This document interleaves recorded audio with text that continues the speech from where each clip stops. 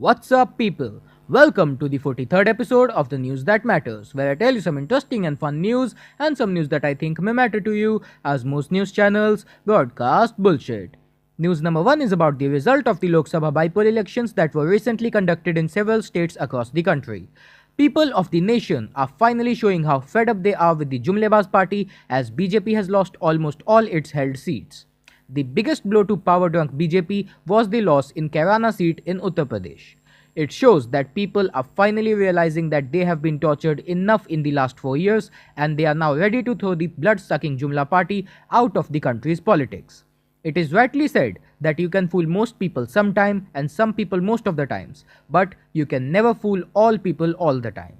India made a mistake 4 years ago and is now reaping the bitter fruits of that. But next year, just throw this Jumlebaz pest completely out of the country to rectify that mistake. The next news comes from Uttar Pradesh, where the former chief ministers have finally dropped their childish behaviors. Former Chief Ministers Akhilesh Yadav and Mulayam Singh Yadav have finally vacated their government bungalows in compliance with an order of Supreme Court that said that the ministers are not entitled to any government benefit after they have stepped down from their posts. Mayawati is still acting like a crying child who doesn't want to let go of her pencil box in the school. Let's see if she comes to her senses too. At least it's good that the Yadav family obeyed the court's order and upheld the Supreme Court's respect. The next news comes from Mumbai, where the BMC, that is the Municipal Corporation of the city, has identified 299 spots across the city that are prone to landslides in the coming monsoon season. The highest number of these spots are identified in the hilly parts of Bhandup and Ghatkopar. The BMC says that they have built retaining walls in half of the spots in Ghatkopar and have put up caution notices near all the spots. Well, if you live in Mumbai, you must already be aware of the destruction that monsoon causes every year in the city. So stay safe this monsoon and reinforce your shelter before the rains start. The next news is actually from Nepal and isn't really relevant to the Indian citizens, but I included it as it's an interesting one. The Prime Minister of Nepal, KP Sharma Oli, has warned his new ministers that they will be sacked very soon if they don't learn how to operate a laptop within 6 months. He also promised that the Nepal Prime Minister's office will be made paperless and technology will be used to make better decisions and policies. Now just think if this rule is applied in our country. I am pretty sure that most ministers will be sacked in the first week only. I mean, most of the current politicians are just dumb and uneducated. Well, this won't be applied to India for sure, as our Prime Minister himself is uneducated. What an irony. He speaks about digital India when he himself advises youth to sell pakoras and his ministers ask youth to sell pan and milk cows. And his ministers include babas who don't really know anything except how to make money by fooling people. Well, what do you think about it? Tell me down in the comments below. The next news comes from a really great observation and order by Madras High Court. It has asked the centre to instruct state governments to reduce the weights of the bags of students studying in classes 1st and 2nd. The court said that neither are the children weightlifters nor should their bags be loaded containers. It's a really good observation. I just think it should have been instructed for students till standard 10th, at least, as I myself have studied in many schools and lived in about 5 states, and I know that in each state the school bag burden is really excessive and mostly useless. Schools ask to bring books and notebooks for all subjects when it's not really necessary.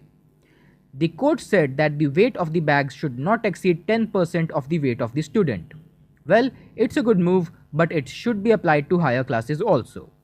Well, now let's have some tech news. Xiaomi hosted its massive launch event today where it launched so many new products and a new MIUI version. The most notable of the products were obviously the Xiaomi's this year's flagship phones. The Mi 8 has been unveiled and it actually has 3 different models. There is the Mi 8, the Mi 8 Explorer Edition and the Mi 8 SE. The Mi 8 is the standard flagship with dual cameras and Snapdragon 845 processor with a standout feature of dual GPS that will make location related tasks in the phone super quick and super reliable.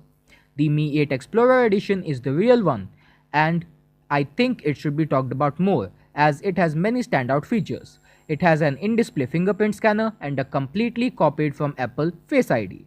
Xiaomi didn't even think of changing the name of the feature and is calling it Face ID only, just like Apple.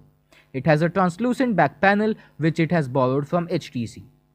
So basically, the Mi 8 and the Mi 8 Explorer Edition is the mashup of many Android and Apple phones. The Mi 8 SE, however, is noteworthy as it is the first phone ever to come out with a Snapdragon 710 processor. This is basically a processor that stands on the thinnest line between the flagship 800 series and the budget 600 series of Qualcomm processors.